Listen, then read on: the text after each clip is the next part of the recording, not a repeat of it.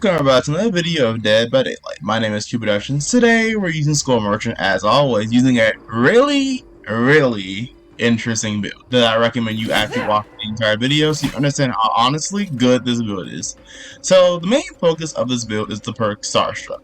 Starstruck is a really weird perk where basically the way it works is once you start carrying a survivor, any survivor who's in your territories while you're carrying the survivor or enters your territories while you're carrying the survivor will automatically be exposed, and then the effect will last for 30 seconds after the survivor is dropped by any means.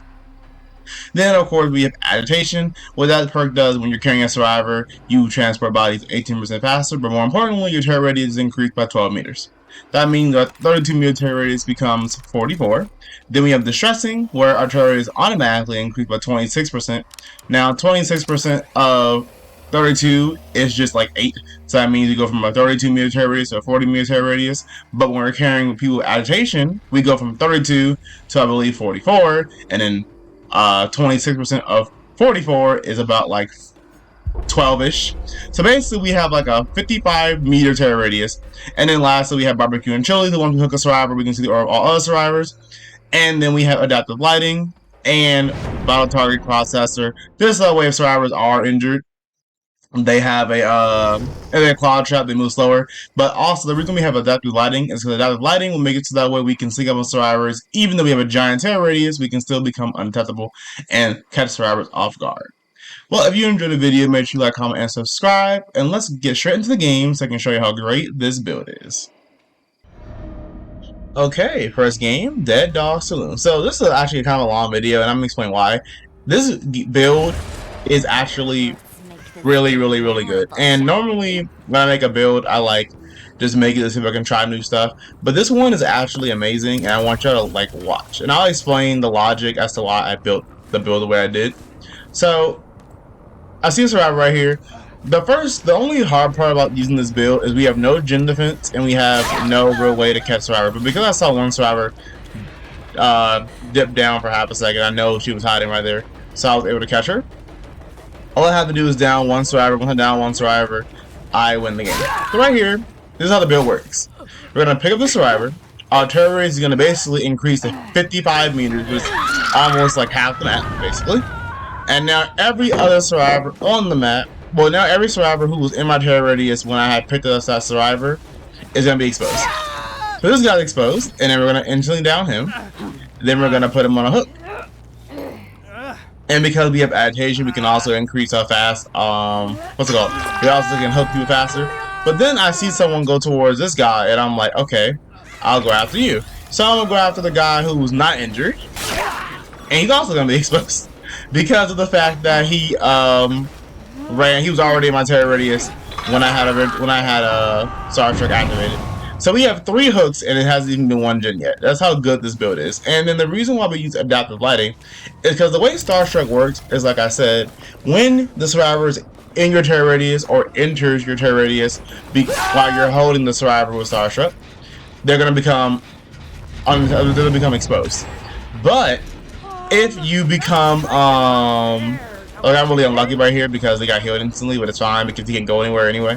But the way it works is, if you are untouchable, you have no terror radius. So you would think, okay, I'm untouchable, I have no terror radius, that means that Starstruck's not gonna work. But no, that's not how Starstruck works. The way Starstruck works is, if they were already in your terror radius to begin with, they're automatically exposed. So what you can do with Skull Merchant is you basically can carry a survivor just like that. Anyone who's in my terror radius when I had picked up the survivor is gonna automatically exposed. Then afterwards, I can become untouchable, and because they were still in my terror radius to begin with, they're still exposed, but they don't know where I'm coming from and they die.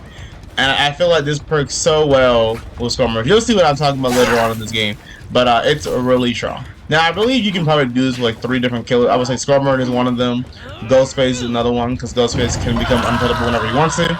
So I feel like that's really strong. And then lastly we have probably Spirit, because Spirit can like move really fast across the map. So the ability to move really fast across the map makes it so that way you can most likely catch survivors off guard, and as long as you just don't swing immediately, it won't count as a special attack. So I feel like those three killers can really use this build, but right now I'm using Scrum Merchant because Scrum Merchant is the best. So right here I'm like, I definitely can hit him, but I get stuck on this stupid wagon. I'm like, why is this here? And I was so mad because I was like, I literally had the perfect hit, but for some reason the game was like, nope. So right here, I know I can't catch him, even though this loop isn't really that good. But I'm going for him to get claw trapped. All I have to do is wait for him to get claw trapped at the right position, so no matter where he goes, there's no way he can make it, and this is the right position. And then we're going to down him. And it's kind of funny. I believe he's dead on hook, actually. So now we're going to pick him up. He leaves the game because he realizes he is dead. And we're going to hook him. Now, before someone said, you tunneled? Not really. He was literally, I've hooked like 4 people. There's no way. So because of barbecue and chili, I know survivors are over here. So I'm going to use my unattainable to catch up on them. Well, to catch them, but they don't know where I'm coming from because they can't hear my terror radius. But I don't know where they went because apparently they're just dark. But then I look in the map and someone's on the complete opposite side of the map and I'm like, okay. So I was a little confused on how they went from being right behind that wall to being across the map over there, but it's fine. The only problem, like I said, with this build, we have no gen defense, but gen defense doesn't really matter when you can instant down survivors whenever you want to, and then become unattainable, and the survivors don't know where you're coming from. This build is honestly kind of evil, and I love it because I made it originally by myself and I didn't ask for help. It was originally, I thought, gonna be like a little meme build because I was like, yeah, my terror is gonna be big, but the problem is my terror is gonna be big. Survivors can easily tell where I'm coming from, but because of the fact that Scrum Merchant can become unattainable whenever she wants to, they honestly don't know where you're coming from, and it makes it extremely hard for them to figure out what to do. So right here, this guy's gonna get claw trap. I mean, not claw trap, scanned by my drone. I know he has sprint burst because he's walking, but because of the fact that he's gonna go in the middle absolutely nowhere, I'm gonna most likely get him claw trapped and then injure him really fast. And notice how we have already like half the hook marks, but then we only have one person dead, and we only know one gen. So right here, I tried to break the pallet, but because the game was like, "Lol, no, you thought." Instead, what's gonna end up happening, I'm gonna get that thing where basically I endure the hit. I thought he had dead hard, so I tried to just like bait it out. So right here, what I'm gonna do is I'm gonna carry the survivor. Where he go? There you are. I'm gonna carry the survivor, but then I'm gonna move closer to the middle of the map. That way, anyone on the map will be automatically exposed because they technically enter my terror radius. And now, the person who just finished that generator should be exposed. And as you can see, they're running across the entire map, and they're gonna most likely be on that gen right there. So what's gonna end up happening is I'm gonna use my power, and I'm gonna become unattainable because of the adaptive lighting add-on. We're gonna be unattainable for 9.6 seconds instead of 8 seconds. Now we're right next to Survivor. They didn't know I was here, and they're still exposed because of the fact that they were technically in the terrorists to begin with. And there we go. That's literally how you use this perk combination. That's literally it. It's so simple, and it's so effective, and I love it. And that's why I say it's kind of evil, because I don't even know how you're supposed to counter that. And I don't even know if, like, Scrum Merchant is the only person that can do it. I feel like Wesker could do it, but the difference is that Wesker's terror radius is 40 meters. So increasing that by 12% is, like, probably 50? No, sorry, increasing that by 26% will probably make it around like 50 meters, maybe like 60-ish once you have both distressing and agitation activated, which is really strong. But also Wesker has no way to become stealthy. So because of that reason, I wouldn't recommend doing it on a Wesker. But with Scrum Merchant, however, you can just become unattainable whenever you want to, and that is really strong. Now I gotta find this last survivor who I have no idea where she is because of the fact that she's just trying to hide. She's like, I don't feel like dying. Now she's not exposed because I don't have my perk on. The reason why I was really confused and I even made this build in the first place was because I really like the perk Starstruck, and I feel like Starstruck is really good on Scrum Merchant. But I also feel like it's extremely hard to use because of how it works. So I'm gonna mind game, I'm going that way, but in reality I'm not. And then because of that reason, the survivor's gonna double back for 1 second, and now we're gonna down. And I tried to pick him up, but apparently the game was like, nope.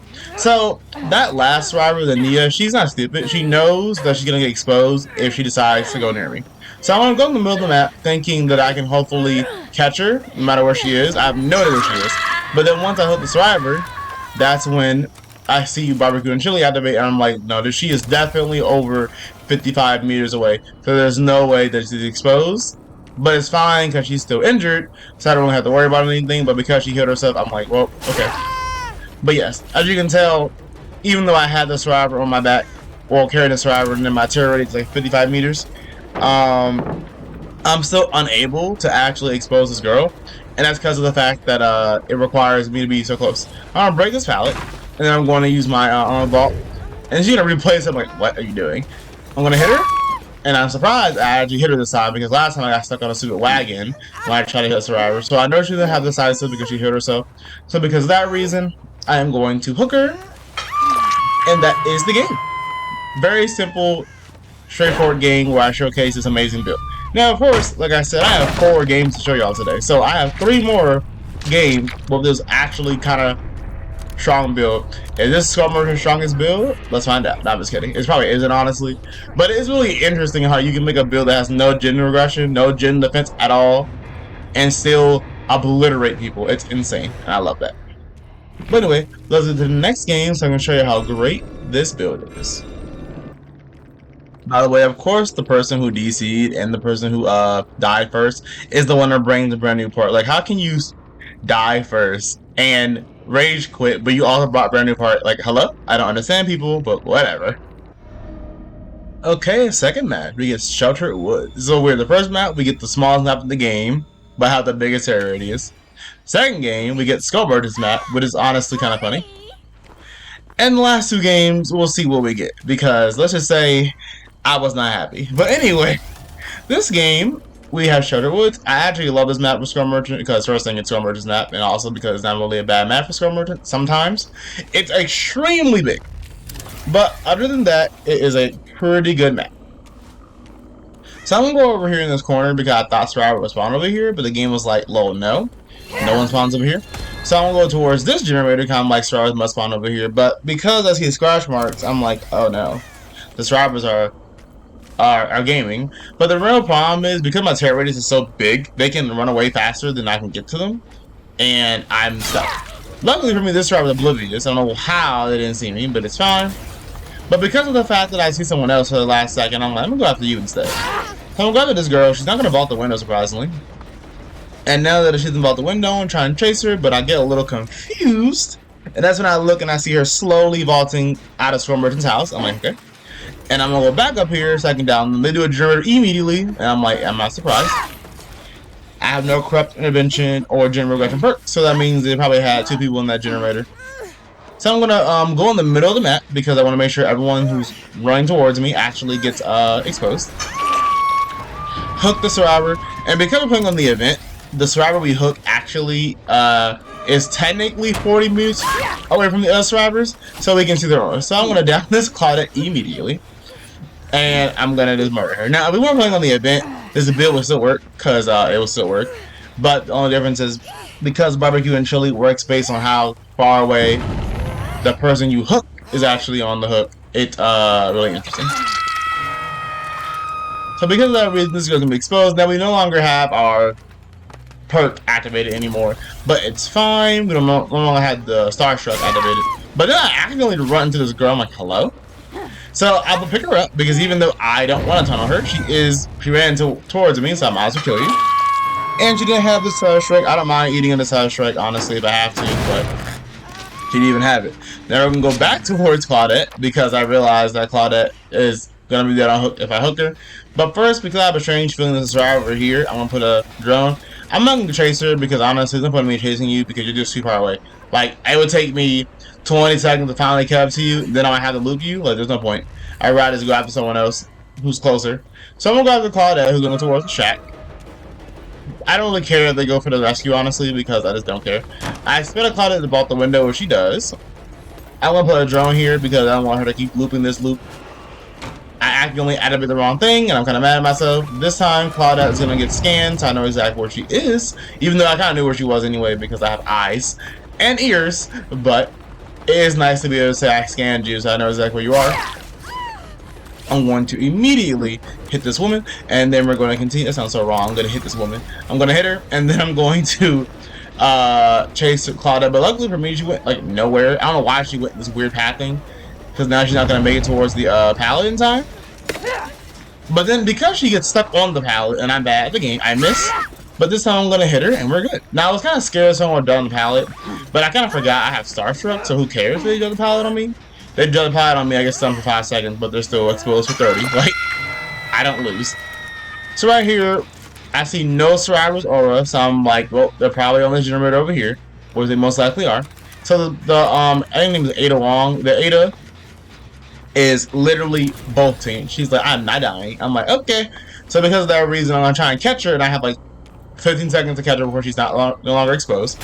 Luckily for me, she ran back into towards me because I'm untouchable and she can't tell where I am. That's why I said this build is so evil. Like, you can make survivors undetectable and exposed without using hex perks, so they can't even counter it. And then you also become untouchable when it happens, so you don't have to worry about survivors knowing where you are.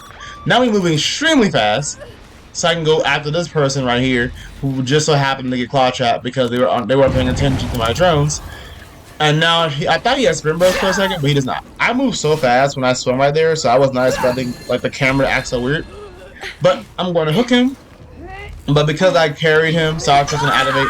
Someone tries to flashlight me. I'm like, what are you doing? You know you're exposed. But luckily, well, not luckily, unluckily, it was actually the person who was already injured, so it didn't matter if they were exposed or not. I expected someone trying to go for the save, so I tried to cut them off because I was like, you should go for the save. But they didn't actually go for the save, so now I'm like, well, the Ada Wong's gonna hit second stage most likely, and the guy, it was actually scratch marks, so I'm like, you must be going for the save. That's when I realized that no, she's actually near this generator somewhere, so I'm looking for her, like, where you at? And that's when I realized she's literally on the gen. Now, because of the fact that Starstruck ended at that last second, I was unable to destroy her with being exposed. I got stuck on a rock, by the way, so I was unable to catch her like extremely fast. But for some reason, survivors are not dropping this pallet right here, so she down. So, like I said before, as long as you're carrying a survivor, you can activate Starstruck. So I'm gonna try and carry a survivor, carry close to the other survivors over there. That way, they're gonna all be exposed, even though they're all gonna be injured anyway. So it doesn't matter they're exposed, but it kind of makes them not want to heal. And then because he won survivor running this direction, I know I'm going to become unattackable and chase them. That way they know where I'm coming from. But then Ada Wong is also running over here, and they're like, I don't want to die. So they can't heal because they're exposed. Because even if they heal, they're still going to die. But they also don't want to stay near me because I'm going to kill them. So I'm going to burn this pallet using the anniversary power.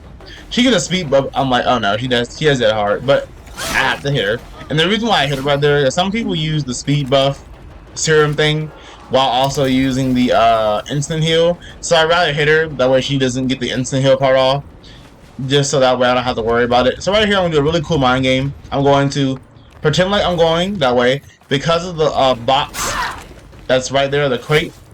She can't really see me fully, so she's unable to actually understand the fact that I wasn't going that direction. Now we're gonna move towards the middle of the map, that way we can activate our Starstruck. They're still injured, but it's fine because if they heal each other, then they'll just become exposed. So right here, I'm going to let go of the survivor. She's going to die on the hook. And I look over here and I see someone in the corner, so I'm like, you're either going to be exposed or you're not exposed. I feel like you are exposed, but I can't really tell. So right here, I know she has sprint burst, but she's already injured, so I don't have to worry about evenly exposed out. But I'm going to mind game using my red stain, and then I'm going to swing to the pallet and murder her soul. And then I hear a loud noise notification, so I know that the last survivor is somewhere over here. And then also I get notified of my drone, so I know exactly where the survivor is now, thanks to that. And then Claudette's dead, and the survivor is right next to me for some reason, so I'm going to down them. I was kind of hoping they'd be exposed, but I knew they weren't exposed. Even if they were exposed, the Starstruck timer ended, so I knew it wasn't going to happen. But it's just so funny to me how this build, they literally did one gen only, because this build is so good. I'm gonna slice her throat, and now we hook her on the hook. After, of course, I kick the generators for more blood points, because we love blood points. And we're gonna hook her right here. and we're winning the game. So that was the second game of the video, a game with this amazing build.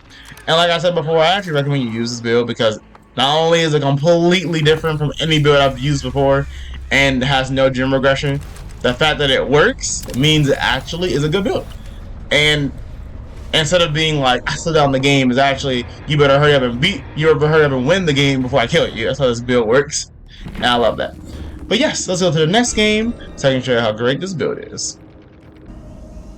Garden of Joy, because apparently we have to go from the best map in the game to the worst map in the game for Skull Merchant, because apparently that's how Dead by Daylight works. Yes, perfect. Literally not perfect at all. So on this map, with the exact same strategy did before, the only difference is this map is 14 times bigger, so it probably won't work as well. But anyway, immediately I found someone's house like, yes, I'm gonna go after you. But because of the fact there's a pad right here, I know she's gonna make that, so I'm gonna put a drone, ignore her. No point in chasing you, because not only is there a pallet right there, there's a pallet in between most likely, and there's a shack, and I don't feel like doing that. So instead I'm going to use my unintelligible side effect to catch this survivor off guard, because they're extremely oblivious to the fact that I even exist, so they didn't even know I was there. So I expect her to run towards the pallet to the left, but she doesn't. Then I expect her to run to the pallet in front of her, but she doesn't. So I was like, well, I guess I know you because you didn't go anywhere. So I'm going to pick this survivor up, and you know exactly how this build works. We're going to move her to the middle of the map to make sure every single person on this map is exposed. And that's when I realized that the survivor is actually right on this gen right here. So because of that, we're going to remote hook. And now I have 30 seconds to chase the survivor because I have to get them before the exposed timer goes away. The survivor who just completed that generator, I already know she's not exposed. This girl's going to jump out on me. She's like, I'm not dying. I'm like, okay. I'm going to try and see if she can go through the window, but she does not. And I'm like, dang it. But now I'm like, okay, don't make any pallets. So she's running for her life because she realized she's going to die. And there's a pallet right in front of her. I'm like, please don't make it. Please don't make it. Please, please, please, please. And I slice her throat. And now we get the hook. Sadly, though, I don't have any more, I don't have Starstruck, so I can't really be extremely annoying. But because of barbecue and chili, I know someone's going for the rescue. Try to catch them all. Well, cut them off, but I can't do that because I'm too far away. I'm gonna go after, I believe this is Jane Romero. I know Jane's gonna make the pallet because I get stuck on this stupid wall slightly. And then I swing at the pallet instead of swinging at her, which kind of annoying. But because she went absolutely nowhere, I'm gonna be able to just put a drone right here and murder her soul. But first, I need a good drone placement. And then once I get her a certain spot, like this, she's slowed down so long, there's no way she can make it to the pallet in time. Now we add a bit our perk combination again, and now everyone's exposed because I love this. It's so weird. It's like a literal full map exposed, and having a full map exposed is extremely strong. So because of this reason, we're going to go after any survivors that we see. And of course, we see someone who needs to die, so we'll go after them especially because I want to make sure they die. The only issue is she drops the pallet in the wrong way and gets instant downed. Love that. And I'm gonna just remote hook her. I was gonna go after someone else, but I was like, I'd rather go after you just so I have the ability to say I hooked you and then get you in the next health state. Well, next hook state. Now we move really fast. I can probably get to the other side of the map before survivors do any generators. The movement speed one is kind of strong for killer because it basically lets you be able to get to certain generators you couldn't get to before. And right here we're gonna move so fast that I swing before she even made it to the window. I'm gonna get another one of my little invitations, but then I realized I'm not getting it because I already have one and it's almost fully charged. So I was like, you know what? I'll just hook you. So right now I'm going to move to the middle of the map like usual and make everyone exposed. I keep doing the same exact thing, but it's how Star Trek works. It's how Star Trek works with this perk, at least for this build, because you make sure everyone is exposed. And now we're gonna hook the survivor. I can see over here there's a survivor. I know she's exposed because she's definitely within my terror radius. I'm gonna try and catch her off guard by going this way. Also, I'm untouchable because you know where I'm coming from. But last second, she notices me and she's like, okay. So there's no power right here. So she's like, you know what? I give up. And I'm like, yep. She's just so funny because I don't even mean to turn on her, but it's just so funny how she's like, you know what? I lose. I'm like, yes. Yes, you do. So because of the fact there's no hook right here, I was kind of scared. Because even though I have adaptation, I couldn't find a hook. But luckily, remote hook is a thing, so she is going to be on the hook and die. Now I see that the Dave is going after the girl, but the girl's like, I'm gonna kill myself on the hook. I don't feel like playing against exposed Skull Merchant anymore because Skull Merchant is not fun. I'm like, okay. And it's not funny because they both literally died at that same time, basically. For the exact same reason. They just got exposed twice and died. So right here, I'm gonna be really smart. I'm gonna break the pallet using my psychic energy and vault the window immediately. And now David has nowhere to go because he can't make the window in time, but he also can't make any other pallets because the pallet over here is already broken. So we slice his throat, and now he's down. So sadly, Jane's already injured, so her being exposed doesn't really matter. But I am still gonna try and make sure everyone is exposed, just in case she tries to heal herself, she dies. The problem is I have no idea where she is. I'm hoping Barbecue and Chili will show me where she is. And it doesn't work that way. Now, Barbecue and Chili is not really that good of a perk, by the way. The reason why we're using it in this video is mainly because of the fact that when I hook a survivor, I can see what the other ones are. And if I can see what the other ones are, I have a high chance to just be able to snowball. Like, I see one person exposed, I know where to go next, I murder them. This girl is like, you know what? I lose. And I'm like, okay. I kill her. I don't care. So that's the reason we use Barbecue and Chili. But the reason why Barbecue and Chili is bad is because first thing, it's 40 meters instead of 32 or 30, whatever it was kind of bad. And secondly, every single person is using the perk Distortion, so Barbecue and Chili gets like no value. And every single person is also using the perk what's it called? Is also using the perk Off the Record, that doesn't show your aura either. So basically, there's two perks that everyone's using that literally shut down Barbecue and Chili. And that's the reason why you don't ever see it. That's funny. But anyway, that was a quick third game, and it's time to go to the last game. And y'all are really gonna enjoy this one. I'll see y'all there. But of course, it can't be a Cubeproductions video unless I'm playing on Ormond. Yay! I love Ormond. Yay! We're playing on Mount Ormond Resort. Because not only does someone bring, you know, a offering put on this map, they also brought the offering that makes my hooks go even further away. Doesn't really matter though, considering how I have agitation, so I can fully counter that strategy. And also because of the fact that I have remote hook, so I can hook a survivor anywhere I want. But it's kind of funny. So I don't know why they brought that, but it's just the fact that they purposely were trying to be evil, because they already brought me to this trash map, and then they also decided to bring that. Like, why were you like this, people? But anyway, let's see if we can beat this survivor using the best build ever. And so right here, this survivor is going to get a little oblivious, and I'm going to understand that I'm here. Because they probably heard terror radius, and then it turned off randomly, and they're like, what? And that's why they didn't know where I was coming from. This is going to vault the window. I'm like, okay. But because she went to the middle of nowhere, she dies. Now, the survivor right here is I'm like, great. All I have to do is expose you, and you're going to die. So I'm going to move a little bit closer towards this in case any other survivors in this area. And I could chase after her because I know she's exposed, but I also probably don't want to go after her because of the fact that she's kind of far away. But I do want to get that exposed hit if I can. So I'm going to try my hardest to make sure I get the exposed hit if I can. So I'm going to see her keep moving forward. She's going to try and be near the pallet, but she's like, nope. Now, I need to try and mind game and just see if I can catch her off guard. She's going to vault the window. And I'm like, okay, it's fine. You're stuck right here. Please don't make the window in time. Expose, work. And I'm going to hit her. But sadly, the exposed side effect is gone. I can tell it's gone because the 30 seconds on the the perk has a 30-second cooldown now. Well, it has a 6-second cooldown, so I can see it is at 30%, so I know it's down. But it's fine. I'm waiting for her to get claw trapped because I was going to try and loop this, but I realized it just makes more sense to wait for her to get claw trapped before I decide to loop this thing. The way it's easier to chase her and not have to worry about her going across the entire map.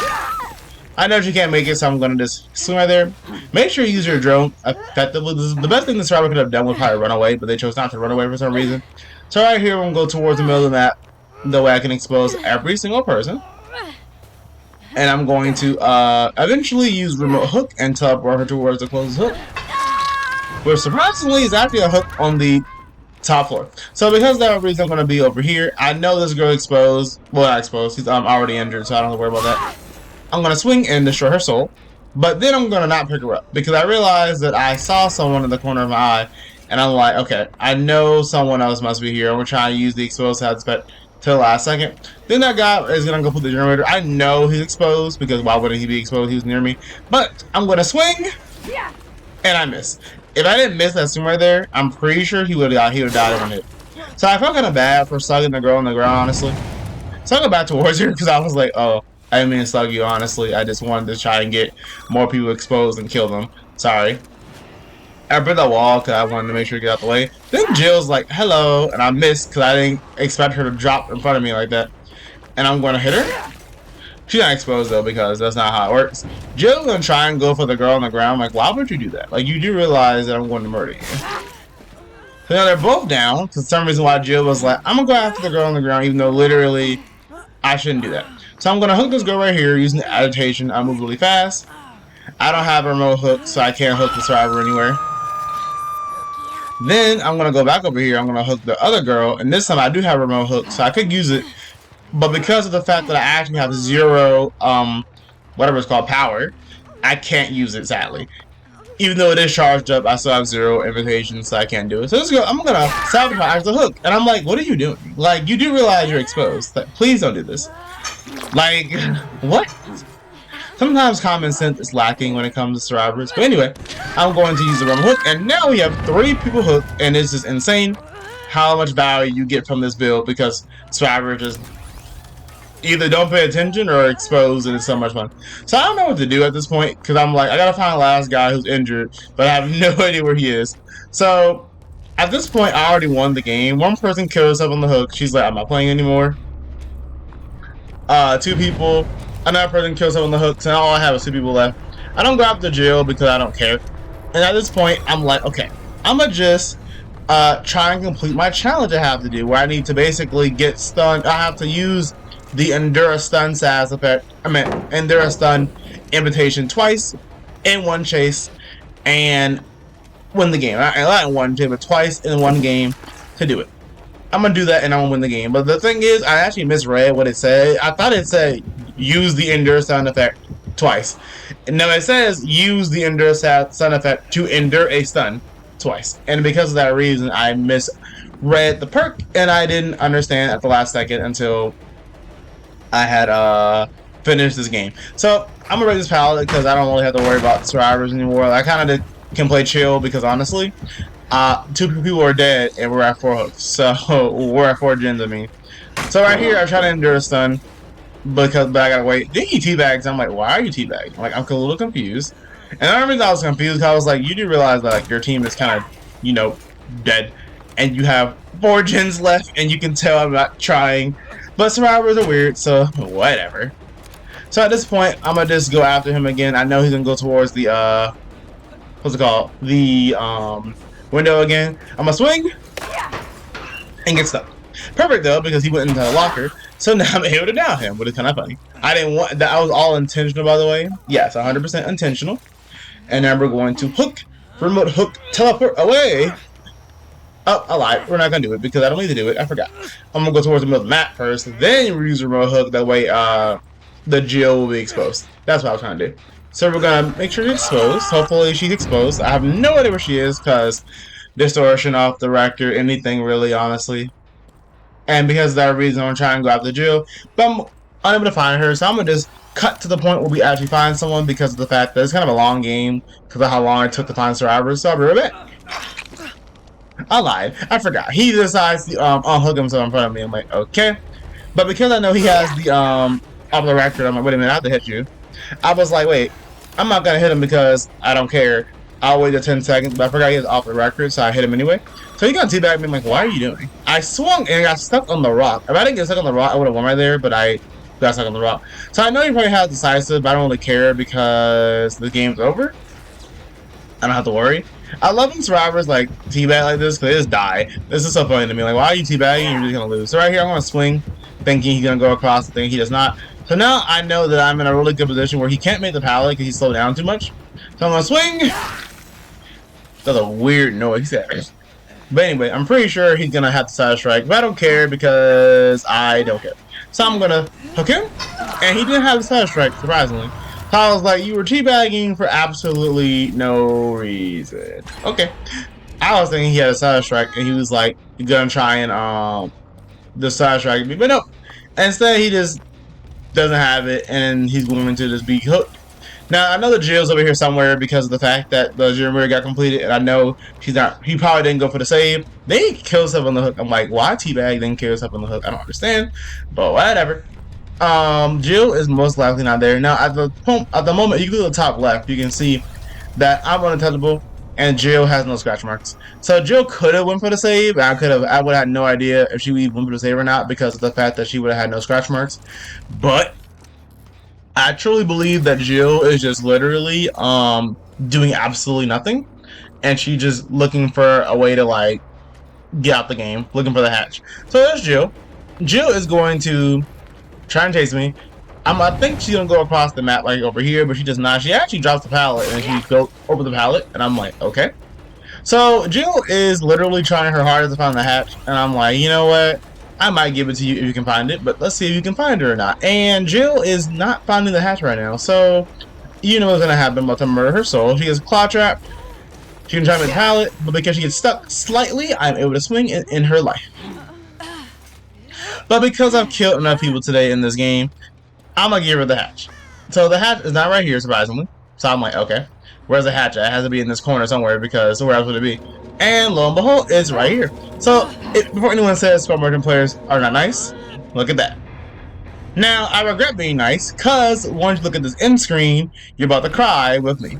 So not only did the survivors send me to Ormond and make it so that my hooks are automatically further away from each other, they also decided to be evil beings and bring 2 brand new parts. And of course, the 2 people who brought the 2 brand new parts are definitely our friends because they have the exact same build with both damaged photo for Ormond and sacrificial thing and the little tree branch thing. That way they can make it long or make my hooks further away. And both brought brand new parts. Like this is the why they deserve to lose. Like what the world is this? Ormond, 2 brand new parts, same exact dumb perk combination. Like okay, but anyway. If you enjoyed the video and you enjoyed this build that I recommend you use, make sure you like, comment, and subscribe. If you have any builds you want me to use, let me know in the comments. I read every single comment and I respond to every single comment. And I'll see y'all in the next video. Have a nice day.